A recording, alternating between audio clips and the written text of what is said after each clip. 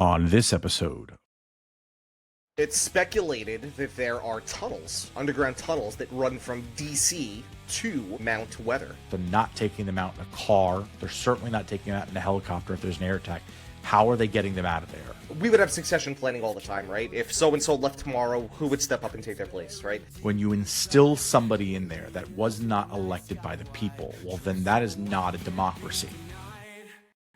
Raise your glass to mysteries, cocktails and conspiracies. Dive into these histories, cocktails and conspiracies. Raise your glass to mysteries, cocktails and conspiracies.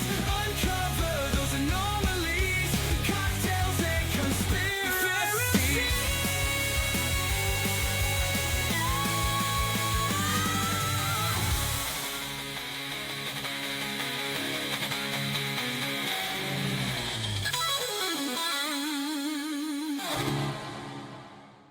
Tired of dragging around that clunky old grill to every tailgate or campsite?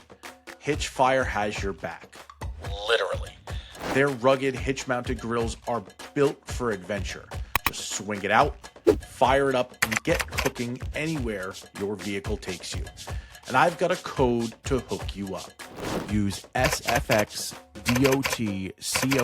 at checkout to save 10% off your entire order. Head to hitchfire.com and upgrade your outdoor game. Hitchfire, built to burn wherever you roam.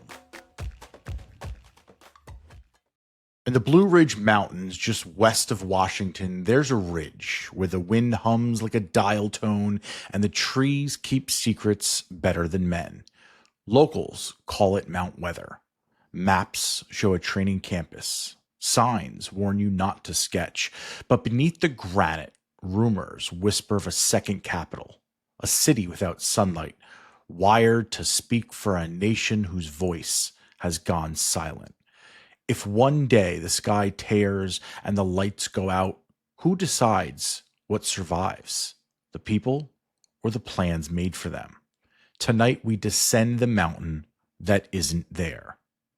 Good morning, good evening, wherever you may be, whether you're tuning in across the nation or around the world. My name is Shane Skwarek, here with the ever marvelous Mr. Philipps.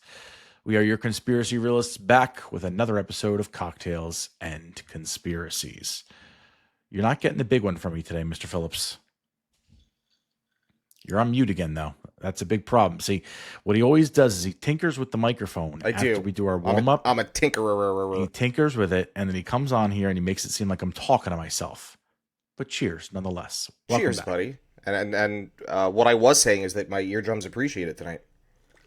Yeah, well, I think my voice has really hit its peak.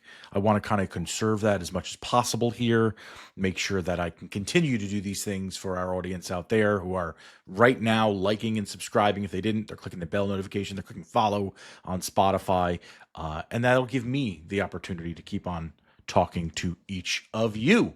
LMFG. Before we pop the tinfoil, Mr. Phillips, let's pour out our official story. Mount Weather. Are you familiar with this at all? Or is this the first time we're kind of hearing into it? I am. You know what? It's funny. When you proposed that, I kind of forgot what it was. And I was like, the fuck is Mount Weather? And then as soon as I looked it up, I'm like, oh, shit, Mount Weather. Okay, yeah. So, yes, right. I'm a bit familiar with it. It's one that's been kind of lingering in the back of my mind that I wanted to do for quite some time. It's kind of tied into a bunch of, the secret society stuff that we've talked about before a little bit, that we really never went down that rabbit hole. Right. Most notably for me, though, I don't want to say my introduction to it because I heard about it before, but my really reintroduction to it was in a CW show called The 100, which is like a post-apocalyptic show about basically civilization goes out into the cosmos as the Earth wipes itself out in nuclear war. And then like 100 years later, they send 100 kids back down to Earth. And they're basically scouting out the land and getting more acclimated and so forth. But long and short of it is, that is how you would find it. Of you course, of all people, the show boy. There is an arc within it where they find Mount Weather and they go there, and the whole idea is they get into this government base and they see that the society is still alive and well, but the You took a breath there. You were going to say something? I wasn't. No. Oh, okay. Um, Diving into just a little bit of the background for our audience that are not familiar with it, and just so we can say that we're doing our diligence here, Mount Weather's official story is it was the Mount Weather, or is the Mount Weather Emergency Operations Center, not senator, operated by FEMA. Oops, our little floating It does pointer. hold senators, though, It does hold senators. so you're on the right path. It's it's a part of the Office of National Continuity Programs. It's continuity shop. FEMA's own page, its own website, names the Mount Weather Emergency Operations Center under that office's portfolio. So it does officially exist, just as this FEMA bunker, if you will. Yeah, I mean, kind of in layman's terms, it's just what it's supposed to be is a giant underground bunker, so that God forbid there should be catastrophe, important people could be housed, and the government can Safe continue house. to function. Exactly, a giant underground Basically safe what it house. The FEMA facility is in Virginia's Blue Ridge, used for national continuity functions. Again, as Mr. Phillips was kind of alluding to, their official documents kind of describe it. No flourish, just a mission they had. A DHS FEMA capital plan in 2017 describes Area A as unclassified above ground and Area B as classified below ground across about 560 acres, about 60 miles west of D.C. That's the government's own language right there. From what I dug up, this seems to have kind of come to fruition around the Cold War era, when the tensions were high with Russia and the prospect of nuclear war. They needed a way to basically make sure that the government keeps running. God forbid something really did happen. And so I think on the surface level, like most things, the intent was fairly pure. I mean, it's a good intent, right? If something were to happen, we need to make sure that we can kind of recuperate from it. Otherwise, it's just complete anarchy. So I don't know that I disagree with the mindset behind it. No, dude, the premise of Mount Weather, to me, and it's funny, like, when I started really doing some more research on this, I was like, none of this seems like that crazy to me. Like, we have a giant underground bunker. I mean, I'm not surprised by that at all whatsoever. I mean, you know, it doesn't seem that insane. Granted, what's in there, and we'll talk about some of those things tonight, and that's where the fun stuff kind of gets a little juicy. To me, it's almost like an East Coast Area 51, or could be potentially. But the premise of it, I don't think is really that odd. No, and in fact, it was actually put into use somewhat recently, actually in 2001. After the 9/11 attacks, they immediately started moving members of the government, senior officials, out to Mount Weather, not really knowing what was happening. And that's really one of two times that it becomes exposed. The other of which was actually an accidental plane crash, of course, which sort of exposed this bunker and really kind of brought it into fruition. But the fact that it was utilized in that sense, I don't think necessarily turned any heads, but I think that kind of brought light to it, to something that people really didn't even realize existed before that. Yeah, I'm not sure if, and if any of you guys know out there, drop a comment, let us know, and Shane, you might know this. I'm not sure if it was really public knowledge of what Mount Weather really was prior to that plane crash. Like, I don't know how much the public really knew about it, but to your point, when that plane crash happened and first responders and locals were essentially on a search to try to find the downed plane, that's when they were like, hey, something's a little weird here. You know, you think about the era that it would have been put into service, right? That 60s Cold War era. And you think about what communication was at that point too. And I think the same would go for like an Area 51 and in a lot of these like other secret bases that we've had. Is I think locals probably knew that there was something going on there, but there's not enough reach and communication to really share Right. those stories. And as we've evolved in our ability to communicate, I think that's really what now exposes the fact that these bases exist. That's why we know that they're there, not because, the government's a little more careless, which, I guess you could argue that it is in some cases, but because we can communicate more vastly and we have the technology now to literally take a camera and walk and go see these things. Whereas Right. Instantaneously, back in the 60s, yeah. right. It's like that you're very much reading the newspaper. And if it's not in that, Right. or even if it is in the case of Roswell, they retract it the next day anyway. So, All right, so let's tilt the glass a little bit here. Let's look beneath the foam a little bit, Mr. Phillips. Some conspiracies. Kind of the first talking point I wanted to bring up is a built-to-run government. Classic deep reporting by Time in 91, I have here, depicts Mount Weather as a virtually self-contained complex. So not just a bunker that is set up to house officials for a short period of time. Radio and TV studios for presidential addresses, you'd expect that. A diesel power plant, hospital, cafeteria, air systems, reinforced blast doors, standby sleeping quarters for hundreds. They even had a 90,000 gallon a day sewage plant and a 250,000 gallon water tanks topside with underground reservoirs, staffed by Comstech, security, firefighter, a city unto itself. Seems a little extravagant for what you'd think might be a bunker. But again, the idea of continuity, okay, sure, that makes sense in a nuclear fallout. Right. You know what, too? It's massive. We're talking about an absolutely massive space, right? Not only underground, but also above ground. I think it's somewhat like 600,000 some odd acres of land above ground that's a part of this complex as a whole. And so one would imagine, right, that if you're going to undertake that's a pretty massive undertaking, right, to create this structure. You're not going to just use it as a if shit goes bad, right? You're certainly going to use it when shit does go bad, but you're not going to pour all of the time, the resources, the money, the effort into creating this, and then just only use it if something goes bad. So I'm not surprised that there's that legible activity and essentially an entire self-contained city under there. They're certainly using it for something else. Okay, interesting.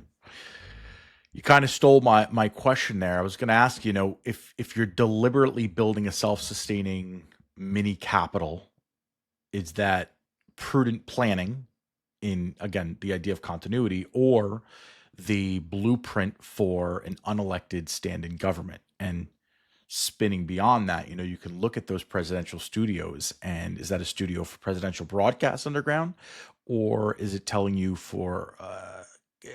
who's meant to really speak for the country when the surface cannot? So you kind of jumped on that one a little bit. I like where you're going with that one there. Yeah, I don't know, man. Let's take Mount Weather completely out of the equation, okay? And I said to you, there's a shadow government. There are people behind the scenes that are really pulling the strings. And if something happened tomorrow and every elected official that we know of ceases to exist for whatever reason, these are the people that are going to run the show. Would you be shocked by that? By that statement? Probably not. Probably not, right? That's the answer that I would expect, right? And so I agree with you. I 100% agree with you. Obviously, I just posed the question. I don't think you need Mount Weather for that to exist, right? Like, and I don't want to jump too far ahead. Do I think that this quote-unquote shadow government is operating right now in Mount Weather? No, I don't actually think that. I don't think that the real president of the United States, right, and we'll just use the commander-in-chief as an example, is the real one is actually inside Mount Weather right now? No, he's probably in a fucking mansion somewhere, and he's calling the shots, but... that's my take on it. Yeah, it's an interesting thought, because when you look, likening back to 9/11, or even that plane crash. Let's jump back even further. Plane crash happens December 1st, 1974. Boeing 727 crashes on Mount Weather Slope near DC. Everyone dies on that. But obviously that presents like a public perception of that.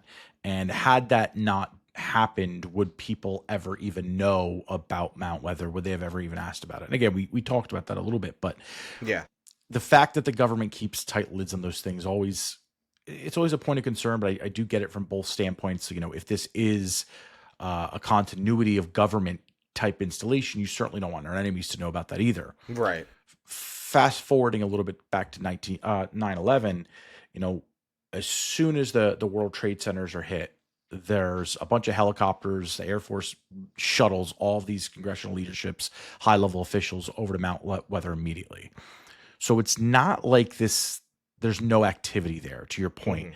Something has got to be happening. You don't just like unlock an old house and like boot up the generator for the first Right. time. The response time's quick. You're getting everybody there, which I would expect for something that's set to be some sort of continuity of government there. But all mainstream retrospectives refer to Congress kind of reconvening at this like secure undisclosed location like that same day. Like they're already situated as if they're well aware, or whomever's running the place is well aware how quickly this can come up and operate. So, do you think that lends proof or credence to the fact that there's sort of like a parallel capital in a way that exists not just on paper, but really in practice? Meaning with the same people, just a different location, or are you stating that a completely different group of unelected bureaucrats?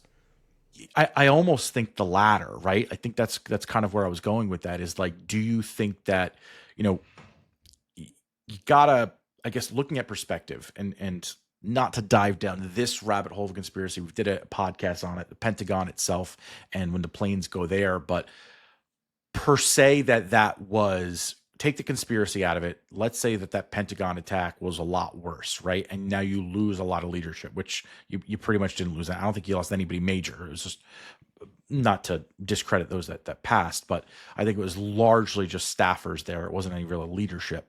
But let's say you did, right? And you get some people over in Mount Weather, but there's got to be some redundancy, some consistency in the government. And an attack that supposedly we didn't know anything about. So you got to say it's unexpected. Right. Well, how does the government continue to operate? And this is, where we really start to go down the rabbit hole of conspiracies. Like I've heard, his name slips my mind. He had like the silliest Twitter handle too. But I was watching one clip of an interview, and one guy suggested that every leader, especially high level leaders, has a body double. They have a doppelganger. They have a clone, not a clone, but somebody that's going to throw on a mask and go there. So that way, if something did happen to them, they can at least set up a transition of power and be able to continue that onward. And so when you look at an installation like Mount Weather, which is its sole responsibility now is that continuity of government, are there people put in similar power, similar decision-making roles that we don't know exist? So when something does happen on the outside, there is a structure, an order within there. Because again, let's say everybody in the Pentagon is wiped out, right? Well, who's up next? And you can't wait a long period of time to figure that out, right? Right. You'd assume especially that in an there's emergency narrative. scenario. My bad. I didn't mean to Correct. talk over you. No, you're good. Assuming, yeah, right. So in the event that a large group of leadership is taken out in a very quick manner, you've got a real problem on your hands, right? Whether it be a natural disaster or an act of war, right? Regardless, you need people, you need replacements in those positions to make decisions on what to do next, right? So yeah, dude, 100%. Do I think there's a succession plan? Absolutely. Look, I mean, go to any private company, if you will, right? I mean, I've been part of many of these meetings. There's succession meetings, right? When you're in leadership and you're talking about other levels of leader. Well, I'll just speak from experience, right? When I was a project manager, actually even before that, when I was still, kind of in like regional management, and I used to work for a large box retailer in the U.S. that no longer exists. We would have succession planning. Just resurrecting right now. Yeah, they actually are. That's right. We would have succession planning all the time, right? If so-and-so left tomorrow, who would step up and take their place, right? The government is, I kind of jokingly refer to them as a business all the time, but it kind of really is a business, and I don't think that's any different. 100% I think there's succession planning there. What do you think?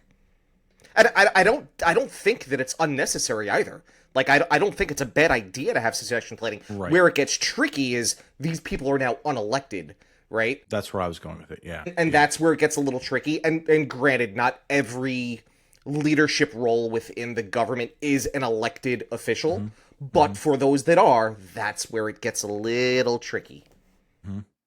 That's kind of where I was going with it, is not so much poo-pooing the idea of having something. I love the idea of the succession plan. I love the idea of continuity of government. Like, that's great. That is proper planning. That's how everything should be run, business, government, or otherwise. But what you said at the end there is the key, right? Like these are unelected officials. And that's when the idea of shadow government really comes into play. And I think where most people get concerned about shadow government is when you instill somebody in there that was not elected by the people. Well, then that is not a democracy.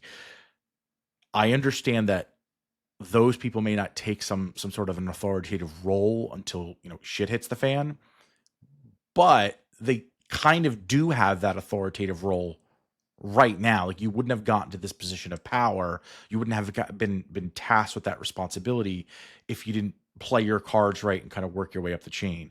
I think in most cases we're not going to generally know who those people are, Right. and we may never know who those people are, and we may never know their intent. We may never know how long they've been there, what deals they've made. We don't know what their mindset is, how they want to run government had given the chance. We may never know if they're pulling somebody else's face over their body and controlling it from there. And I think that's largely where the secrecy comes into play. Conspiracies are rumor, right? But continuity runs on memos, and there are so many memos. There's a paper trail of directives and orders and policies that make all of this real. Like, so I don't think it's necessarily speculation. I mean, I've got all the executive orders and notes and stuff here. If y'all want to go look them up, it's not worth it for us. We're not going to deep dive to that degree, but where, maybe this is rhetorical, maybe you have an answer for this, but where do you draw the line between prudent continuity and democratic overreach? Dude, it's a really, really tough scenario. I think you would have to put in, and again, it all depends on the circumstance, right? So are we talking about every elected official in the US being wiped out, or are we just talking about a handful of them, right? Like, the waters get very muddy there, because as we both already admitted, every government around the world should have a contingency plan. There should be succession planning. But what that looks like, and for what length of time those unelected folks are in power for me, I think that has a lot to do with it. But again, what are the variables that are at play here, right? Are we in a full-blown combat, actual hand-to-hand combat war on our soil, and how long is that going to take? What's that going to look like versus a natural disaster, right? There are a lot of variables at play. So I think it's a very tough question to answer for me anyway. For me, it all has to do with the length of time that those people are in power. I don't think that they should remain in power. There should be some sort of democratic process. If we want to, if they want to run for that position, right? We can hold a vote. We can hold an election, something like that. Again, I'm putting it in very, very simple terms. I know it's much more complex than this, but that's the way that I would like to see it done to prevent things like government overreach.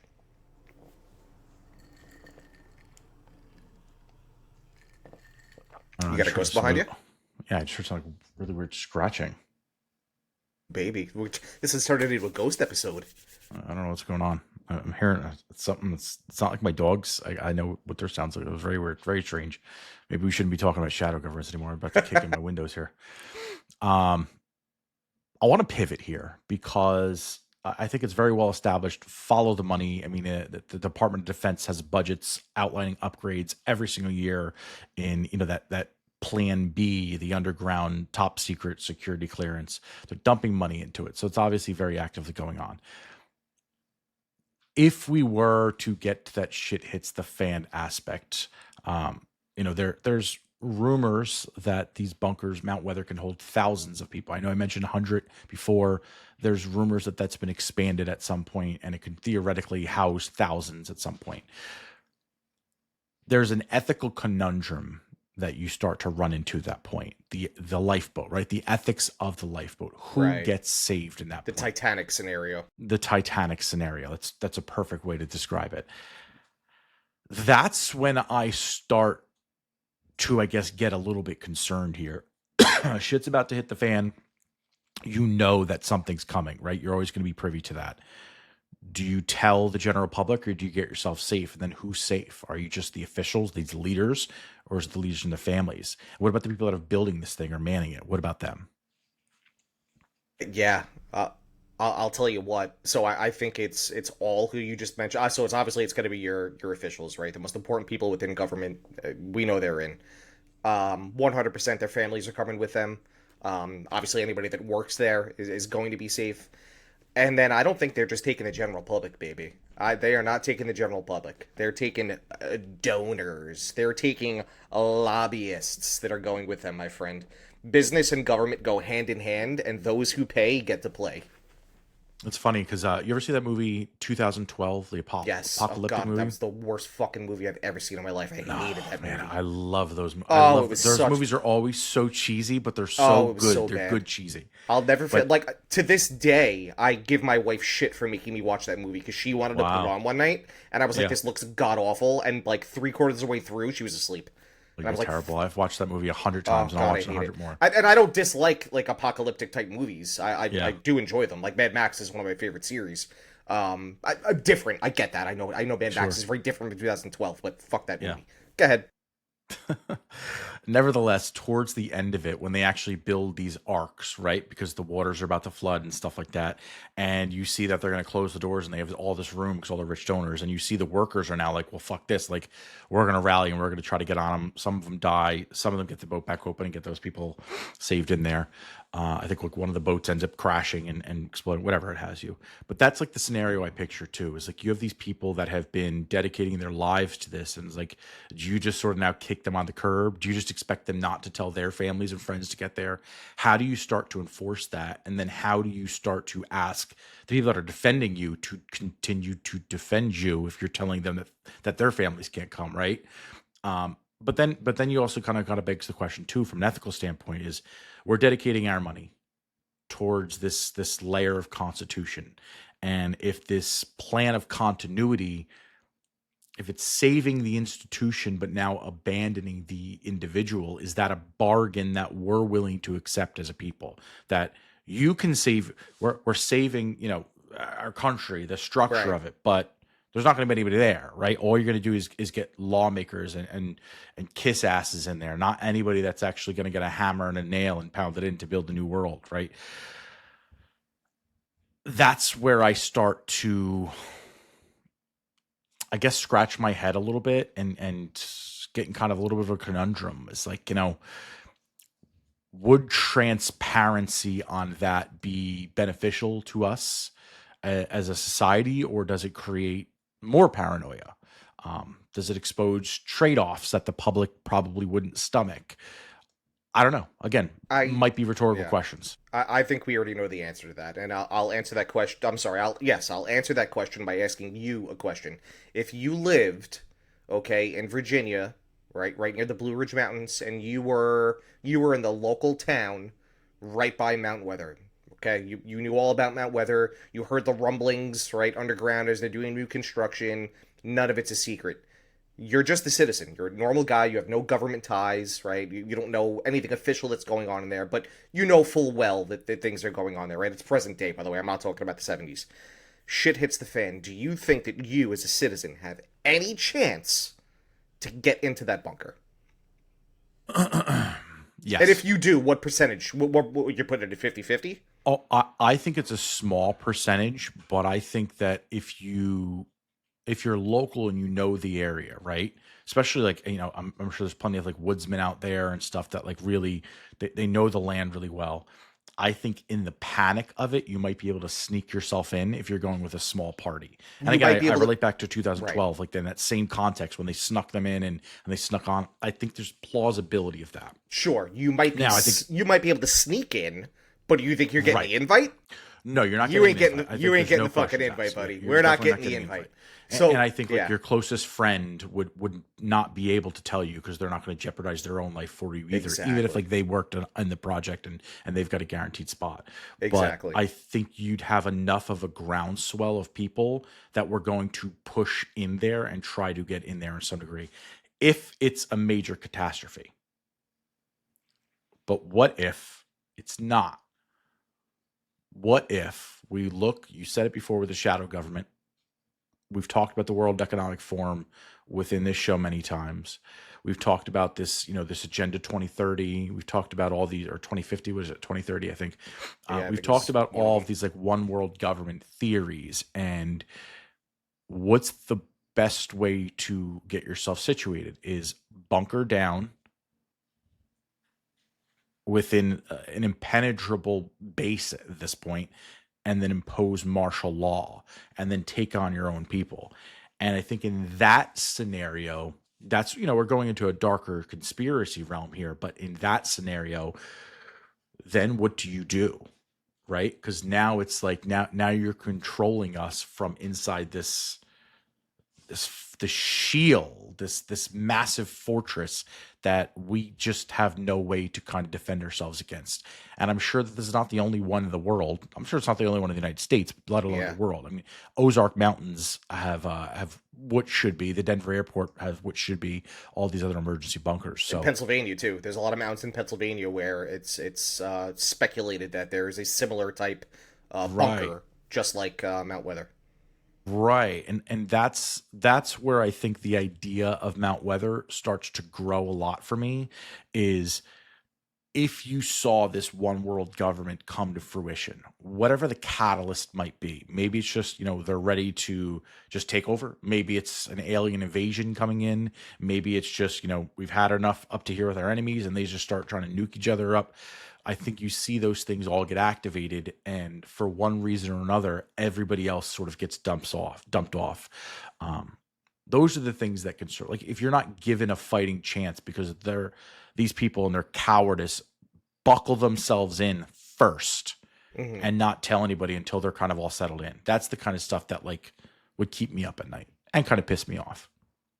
Yeah, no, look, I agree, but I mean, at that point in time, what are you going to do? You're kind of fucked anyway, right? You're already fucked at that point when you find out. So, I mean, at that point, it would literally be pure chaos, and it would literally be the general public doing what they could to fight and to overrun it, right?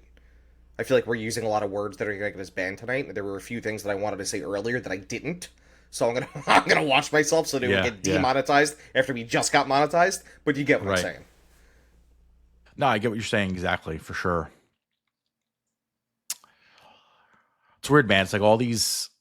I love the idea of like the post-apocalyptic stuff. I love the idea of like the prepper stuff, but it's interesting when you see it at a scale like that. You see how much of our money goes into that stuff every single year. Like, we're Oh just my working god. our asses off to Oh pay for god. basically somebody else's survival and the concept of that. Dude, And we have no idea how much money. I mean, when is the last time that the Pentagon has passed an audit? Never. So how much money is actually, how much taxpayer money, how much money was taken out of your paycheck, YouTube watcher, and went into this bunker? right. Untold I, millions, billions. and I think there's also another angle that maybe we're not considering as much too, is like, this is pure speculation. I'm not waging this on anything, but like, if you think along the perspective of people born into these lives, right? If you are hardcore into this like deep seated part of the government, and maybe you meet your significant other in that hardcore deep seated part of the government because you're locked away in this giant bunker and this is where you live and this is the only other person you can convene with. Now you have kids that are locked in, like they don't know anything. They're growing up within this dark seated piece of the government. The likelihood of getting like a whistleblower out of that, right? When you're like sort of locked away. Like, I think back to when we talked about the Knights Templar episode, talked about Ethiopia and how these people sort of lived within the temple within there, right? It's the whole life. They didn't know anything outside of that. And so I kind of think the same perspective. And again, not basing this off of anybody, but or anything specific, but like if you're kind of born and bred into this and every other facet of government, the reason we find out about a lot of the secrets and the lies is because of whistleblowers, right? Because those whistleblowers have sort of escaped out, or they still interact in daily life, and they face sort of an insurmountable amount of guilt or fear or just agitation at whatever they're doing, and they eventually leak it, or they tell somebody, and that somebody tells somebody, and tells somebody else. But what if you're the people that are working within this bunker? It's a self-sustaining city. It's a Gobekli Tepe, right? Like, that's Yeah. exactly what it is. you don't need to ever come out of there. Like if this is half of what they say it really is, or I mean, even if you just look at the documents there, what the documents say it is, like we know that that's surface level compared to what it probably really is. Again, look at Göbekli Tepe, look at Taran Tepe, like look at all these other ancient cities that we found where there's like, you know, dozens of floors underground and rooms set up and shafts for air, like, you know, hundreds of feet underground. That's ancient times. Now imagine what we can do today. And so I think it's plausible that there are people that have lived or are living their whole lives within this facility. There could be a surveillance state, well, which we'll never find out about because we have no way to get access to or from that. You're not going to have somebody like an Ed Snowden that's going to go home tonight and think about what he's doing because they're living on site there. This is all they know, right? And you're not going to have somebody that's going to come out and leak these elements to us. That's the kind of stuff that when I start to think about shadow government, that I think becomes sort of this insurmountable challenge for us. When you look at like the Civil War, right? One of the interesting things about that is you pit family versus family. And at some point you're going to look somebody in the face that you might have known or know, like, I'm not doing this. There's a degree of civility there. But if you are locked away, spending your life within this bubble, right? You see this in cults all the time, where they grow them up within these cults, and like when they leave, they just don't know what to do. Like they don't know anything about anything. Like they don't understand the world. They're floored, and sometimes they even go back because they're just overwhelmed. Like they've been taught that everybody outside of there was the devil.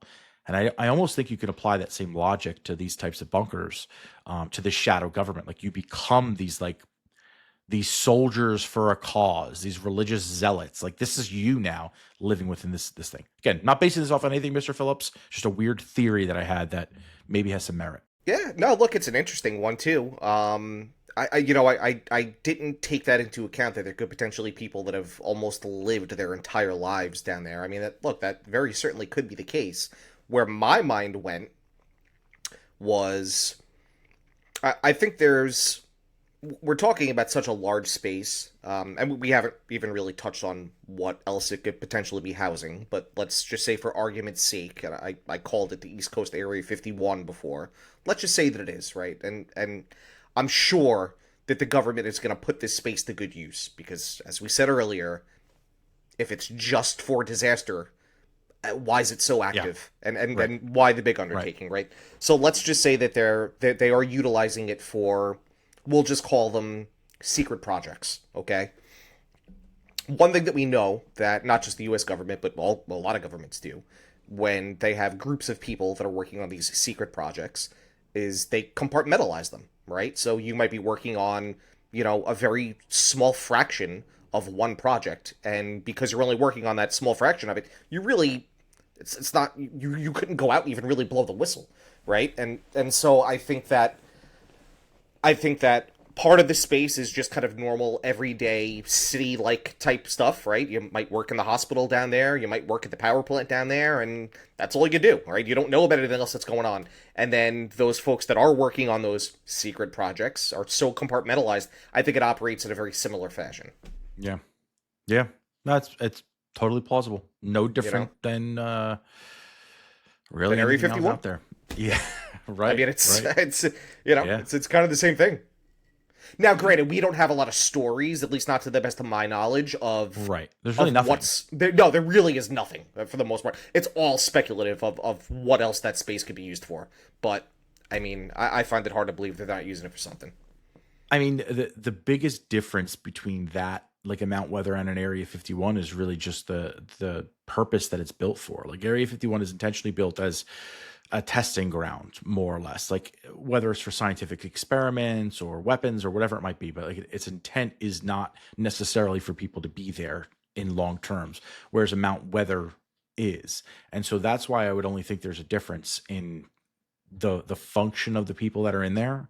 And then when you think about, like, what we talked about earlier with like the continuity of government, like in order to have that, you need to have a continuity within that ecosystem, right? Like there needs to be somebody actively tending to it. Like if you're growing plants and you're maintaining a garden, like the garden needs a gardener to do that. And the only reason that even came to mind is like if this thing was built around the cold, had to be there before the Cold War, or at least Right. around the Cold War. Well, I mean, the Cold War started in the 60s, and so, yeah. no, Precisely. it's So that time presumably period. they didn't break ground then. They were probably breaking ground before that.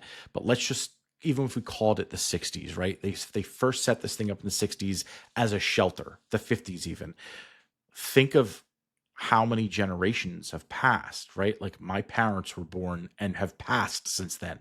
I have now been born and I have my own children. Like you could be going on 3 generations, maybe more.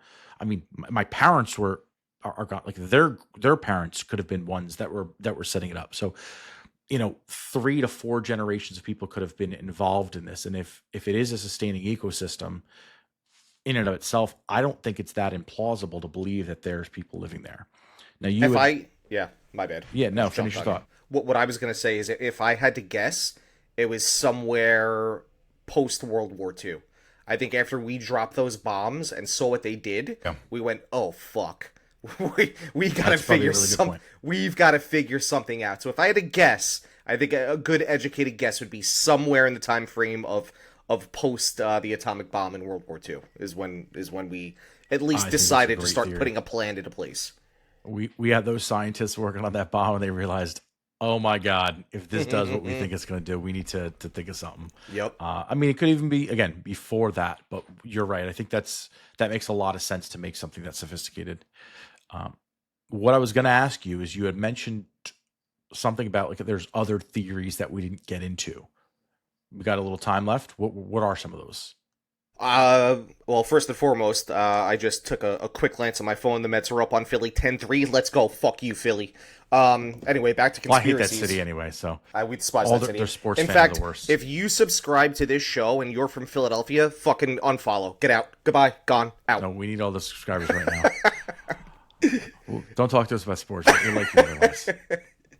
All right. On a serious note, it's speculated that I know I keep harping on this topic, but I mean, you can go all the way from classified documents to literally housing UFOs. I mean, literally everything under the umbrella, from it being, black ops weapon tech that's down there and things of that nature. And look, because it's an underground bunker, you could let your imagination run wild. I mean, look, I don't think about it this way. I wouldn't be surprised if there were defense contractors that were given access to some of the space down there, right? Because it doesn't make sense to utilize just one space in Nevada. And we know that's not the only one, right? I mean, look at the Picatinny Arsenal in New Jersey, right? That's where the whole fucking drone thing kind of came from. It's not to say that Area 51 is the only, secret base that is used for these types of functions. But it's just not convenient to only just have that one major space out in the desert in the middle of Nevada. It's not easily accessible. I mean, can you even drive in? I think you can drive in, but I think I remember hearing about people actually flying into Area 51, like almost on a daily basis. People that work there. I could be wrong. Yeah, you can drive in. You can drive right up the gates. You're probably going to get stopped well before Right. that. Right. But what they would do with their contractors is they're flying them in from Vegas. It was just faster, Right. honestly. It's a private airport with an Yeah. unmarked plane. I think that was just a proximity of where they lived and just getting them in and out quickly, rather than like them driving in and getting stopped or people seeing Right. where they're going. Yeah. So, having said all of that, not only just talking about convenience, I mean, we're talking about what, 50 miles from DC? It might even be closer than that. 50 I miles, mean, yeah. so why continue to utilize a space for all of your top secret important projects that is thousands of miles away when you could do it 50 miles away in an underground bunker where nobody's ever going to see anything? Right. Right. Yeah, I think what you said before too about government naturally being siloed and segmented off from each other also applies here. Is who's to say that you aren't working on the same projects in 25 different locations, right? And there's just one guy at the top that kind of knows what's going on. Very That good way, point. when there is a leak, it's not really handled the worst way possible. So, hey man, there's a lot of things, there's a lot of different conspiracies, a lot of different ways to go through it. I thought this was just an interesting one to kind of touch on and sort of almost like kickstart our way into like the shadow government talks and some of the secret bases. Um, for the audience out there, we've been kind of scratching the surface on type of things like this. We're going to do a deep dive in Area 51 soon. We're going to also talk about the Smithsonian, which is a really, really big one that's been kind of tied to a lot of the shows that we've been doing so far. I don't know. Well, one of the things that I did want to bring up, and look, this isn't proof as to the belief that we are running secret projects down there, but it is heavily, heavily fortified. I mean, if you listen, or not listen, I'm sorry, but if you go back and read some of the quotes from first responders and locals that were there during that plane crash in '74, Yeah. they allude to the Right. fact that it was very, very heavily armed. And so if you have, granted, okay, if it's just an underground bunker, let's just say that there is no conspiracy at all, it's just an underground bunker, okay, you're not going to let the public just traipse across that land, right? Okay, so of course there's going to be some kind of guarding of that space, but from what I read, it was extremely heavily guarded. Like, extremely heavily guarded, as if though it was like a military base. And so I don't think that you would need all of that if you weren't housing something in that space that you really didn't want people to have access to or have any inkling about at all whatsoever. Right. Right. Make sense? Playing devil's advocate, I could go either way on that. I agree, but I think if you just take the face value of what it's supposed to be, like a continuity of government, yes, I can understand why it would be heavily fortified, heavily protected. You don't want people to know what's happening there because, again, if there's something crazy that was supposed to go on and you're shuttling all of your major players over that way, like let's say there's another attack on the U.S., right? And you know where they're going. Well, you can hit one spot as sort of a decoy and then just wait for everybody to start flying their helicopters in, right? And so I would be inclined to think that lays or leans into a little bit why it might be a little more fortified. At that particular time, it seems a little odd. Today, I wouldn't find that as weird. But you are right. I mean, when you look through some of those memos, and yeah, right. No, actually, I'm pretty full today. Usually, I'm good for like a good late night snack when we do these things, but I'm not gonna have yet. one. When you look at some of these memos and these executive orders, a lot of what you see is like reinforced bolts, and you get a lot of these like stories that come through that like they're refortifying this all the time. And you know, those are some of the line items. Who really knows what's actually going through? So whatever's happening down there, and maybe this is just an evolution of weapons too. They're just realizing that we need more fortification there. Whatever's happening down there is certainly going to stay top secret. We're probably never going to find out about it, but I urge you, especially you, I know you won't, but our audience, maybe specifically, check out the 100. It's a actually shockingly enjoyable TV show for what I expected it to be. But they do have they did a couple.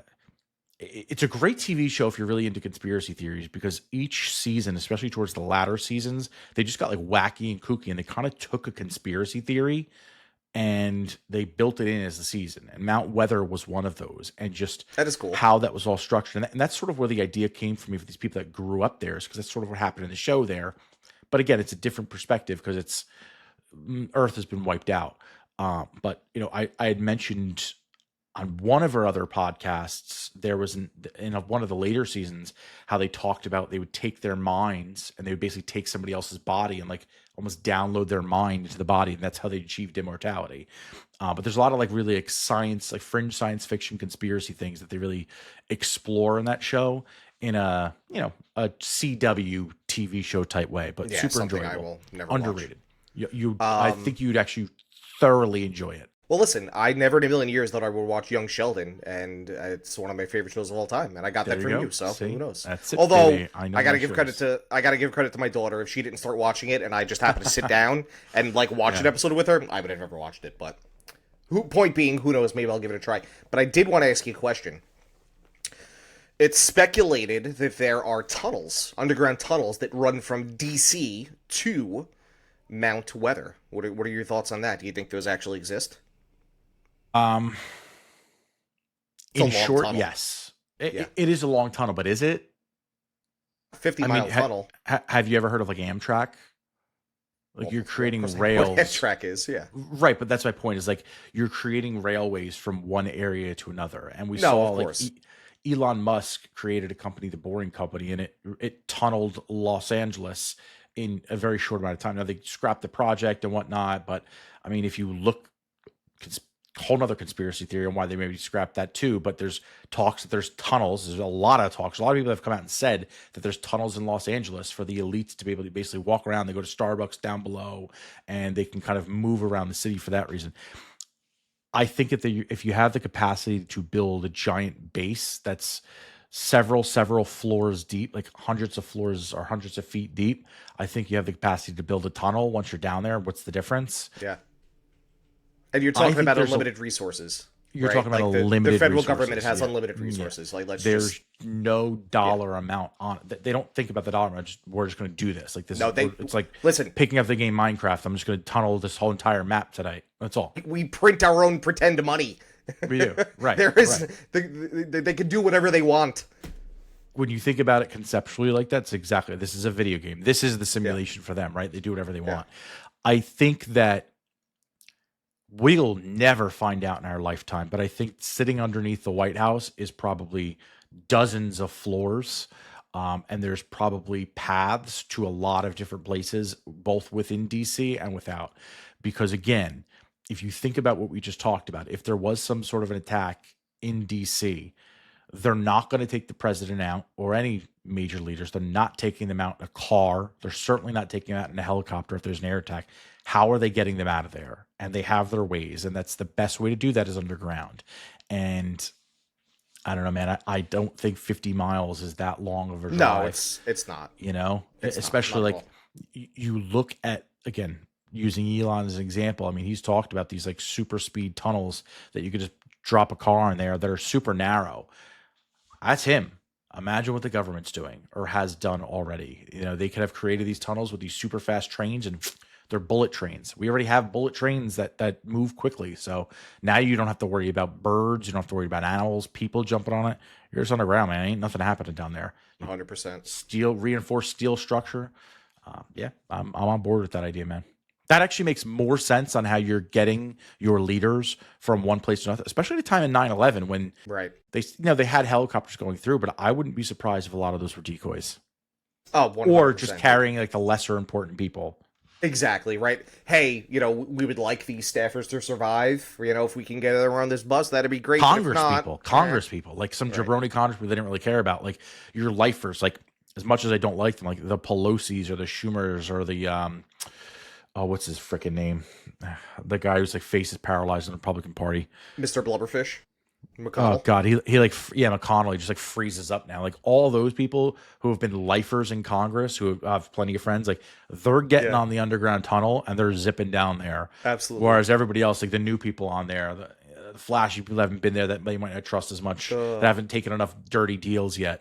They're the ones they're putting on the plane so they can show that they've got somebody on there. And then if something happens to them, they don't give a shit because they haven't paid their dues yet. So that would be my 2 cents on it.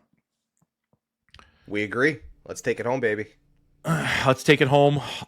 That's as good a time as any. Like, subscribe. We're going to pound this to you guys to death. We are monetized now. If you haven't been paying attention the past couple weeks, exciting. That just means we need your support more than ever. So share it with a friend, share it with somebody you like, you don't like, a cousin, a brother, a sister, your nephew's cousins, twin sisters, uncle, don't really care. Find somebody to share it with. Help us out. We'll keep producing these episodes for you.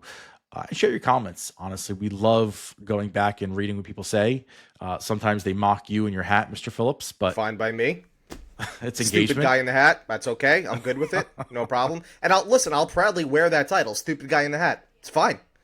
It's fine. See, if you didn't watch the first episodes, he actually introduced himself as that. I'm just a stupid idiot. Like, so you're not offending him when you say that kind of stuff, and we'll take the engagement. We'd love to hear your theories. Are you around Mount Weather? Have you seen what's going on there as being local, or do you have a theory that maybe we're missing? Comment it on Spotify, YouTube. Follow us on any social media. You can find us on the web at cocktailsconspiracies.com. There's no and in that. Or conspiracyrealist.com. Both taking you to the same place. And catch all of our social channels there. I think that's all I got, Mr. Phillips. I got one last thing. Yes? Let's fucking go Mets. Later. Until next time. Cheers.